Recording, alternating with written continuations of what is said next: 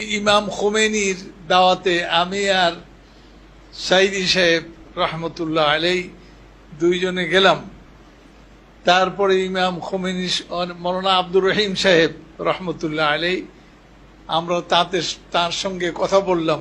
ইমাম খোমেনির সঙ্গে আরবি বলতে পারতাম, সুতরাং আরবিতে কথা বলেছি। ফার্সিতে উনি ভালো বলতেন, ফার্সিতেও চালাতাম। তাহলে অনেকক্ষণ আলাপ করাম। করার পরে যখন বেরিয়ে আসলাম, আমার একটা ভয় ছিল যে সাইদি সাহেবকে নাকি একবার হারিয়ে ফেলি, কারণ বড় ব্যক্তিত্ব, বিশ্ব ব্যক্তিত্ব, তার সামনে গেছেন।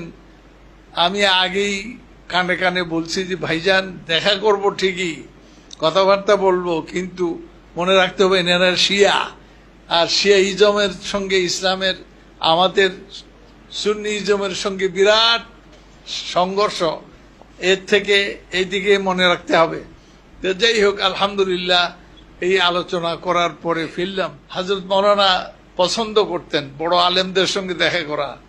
তো শেখ বিন বাজ রহমতুল্লাহ আলাইহ, শাইখুল ইসলাম, পৃথিবীর মধ্যে অন্যতম আল্লাহওয়ালা, ইলমওয়ালা, আমলওয়ালা এমন ব্যক্তি আমার জীবনে আর পাইনি।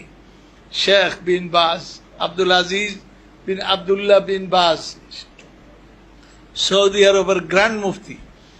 আমি নিয়ে গেলাম ভাইজানকে নিয়ে গেলাম। উনি এত আনন্দিত হলেন, আমার প্রতি শুকরগুজার হলেন যে আমি আজকে সত্যি একজন বড় আলেমের সঙ্গে দেখা করলাম।